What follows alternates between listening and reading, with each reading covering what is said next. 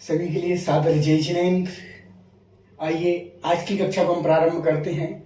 प्रारंभ करने से पूर्व सभी लोग मंगलाचरण है तो अपने दोनों हाथों को जोड़ेंगे।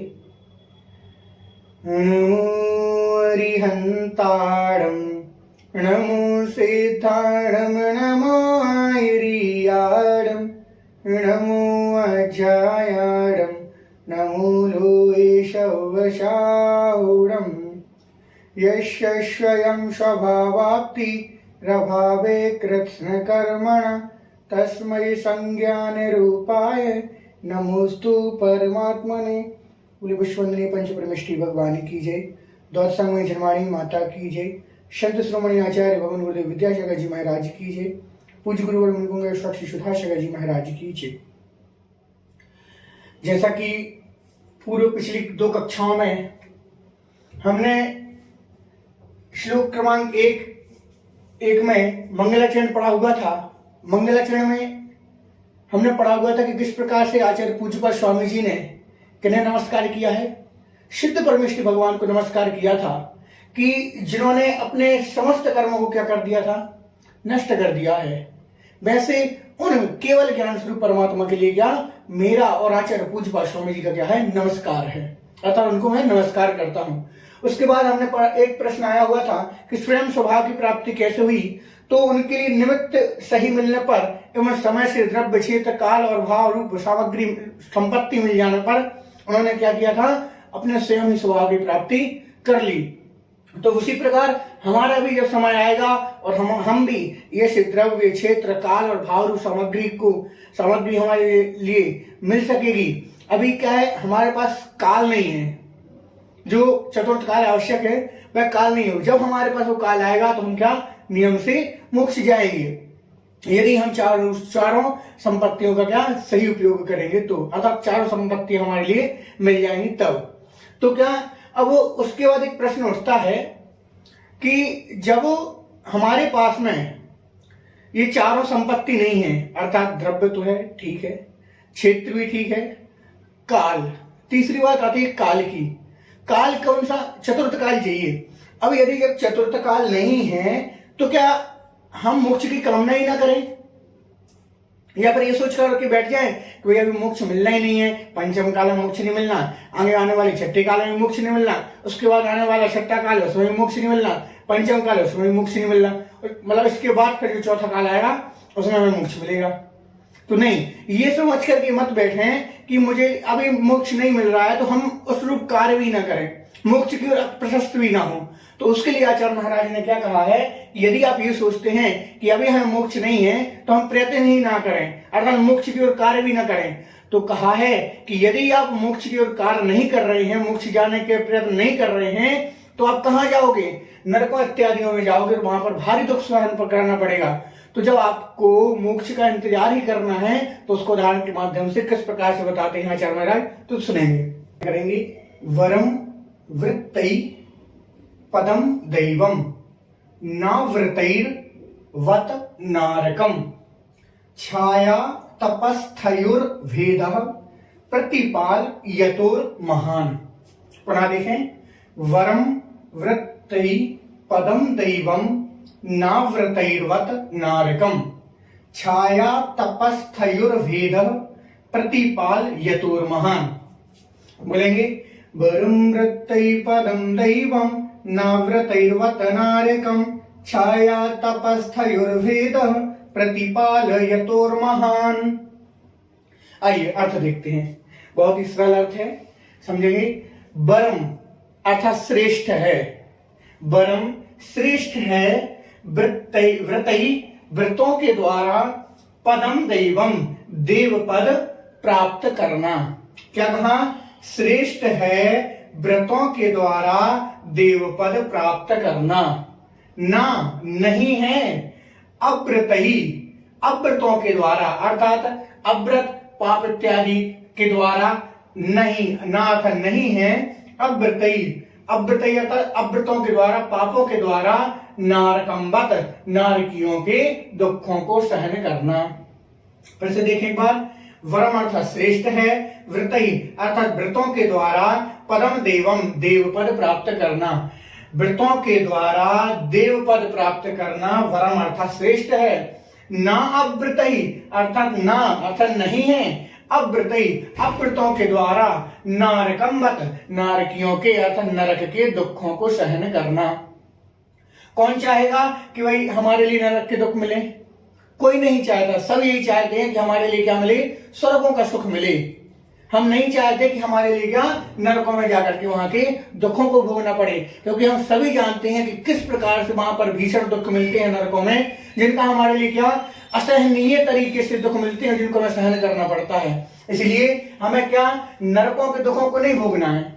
हमें क्या करना है? हमें वह श्रेष्ठ देव पद को प्राप्त करना है। क्यों करना है? तो यहां पर जब पिछले श्लोक में बात आई थी कि हमारे पास अभी मोक्ष जाने के लिए साधन रूप संपत्ति नहीं है अभी, तो उस वक्त क्या करें? तो उसके लिए कहा है कि जब तक आपके पास में मोक्ष जाने के लिए समय नहीं आ रहा है, तो तब तक आप कहां पर रहो? देव बनकर के आप क्या सुखों को भोगो। ना कि यदि आपने ये कहा कि जब मिलना ही नहीं है हमारे लिए, जब मोक्ष मिल ही नहीं रहा है, तो हम व्रत क्यों पालन करें, हम नियम संयम क्यों पालन करें, हम अपने शरीर को कष्ट क्यों दें, हम उपवास संयम इत्यादि क्यों करें। तो ये जिनकी धारणा है, तो उनके लिए कह रहे हैं कि यदि आप ऐसा सोचते हैं कि मैं अपने शरीर को शिथिल करता जाऊं, अपने कष्ट देता जाऊं शरीर को, तो ये सारी चीजें क्या होगी? इन सारी चीजों से पहले आप क्या इसको करके आप व्रतों को पालन करेंगे, तो इससे क्या होगा? देव पद प्राप्त होगा। यदि आप ये नहीं करते हैं तो आप निश्चित रूप से कहां जाने वाले हो? नरकों में जाने वाले हो। यदि आप ये सोच रहे हो कि अभी मोक्ष नहीं मिल रहा है, तो क्यों हम अभी से पुण्य करें, क्यों अभी से व्रत पालन करें, नियम इत्यादि ले, मुनि क्यों बने? तो नहीं, यदि आप चाहते हैं कि मुझे नरकों में नहीं जाना है, तो आपके लिए ये सारी चीजें करना पड़ेगी। अब जब समय आएगा हमारा मोक्ष जाने का, तो तब तक इंतजार कहां करेंगे हम? हमें मोक्ष जाना है, अब जब समय आएगा तब हम मोक्ष जा पाएंगे। तो उस बीच जब हमारे पास इतना समय बच रहा है, तो उस बीच हमें उस समय पर हम क्या करें, कहां जाएं? तो उसके लिए कहा आप देव पद को प्राप्त करो। किस प्रकार? देखो एक बहुत अच्छा उदाहरण बताया है। छाया तपस्थयोर्वेद प्रतिपालयतोर महान। छाया आतप, छाया और तप में स्थित वेद वाले प्रतिपाल्य, तो प्रतीक्षारत पुरुषों में महान अर्थात बहुत बड़ा भारी अंतर है। उदाहरण से समझेंगे कि जैसे दो पुरुष है, 3 दोस्तों का एक समूह भ्रमण के लिए निकला। अर्थात वो घर से निकले तो 3 मित्र जा रहे थे। तो एक मित्र क्या हो जाता है, कुछ सामान घर पर भूल जाता है, और वह क्या कहता है, आप लोग आगे चले, मैं पीछे से आता हूं। तो जो 2 मित्र थे उन्होंने कहा कि चलो हम थोड़े आगे जाकर के बैठते हैं, वहां इंतजार करेंगे उसका, वो जब तक आ जाएगा। तो क्या जो 2 मित्र आगे चले गए थे, वो एक तो क्या होता है, एक पेड़ की छांव में जाकर के बैठ जाता है, एक क्या धूप में जाकर के बैठ जाता है। तो एक जो छांव में बैठा हुआ था, एक धूप में बैठा हुआ था, और तीसरा क्या अभी घर से आ रहा था। बहुत भीषण गर्मी थी, मई जून का महीना चल रहा था। भीषण गर्मी में धूप में खड़े होकर के क्या होता है,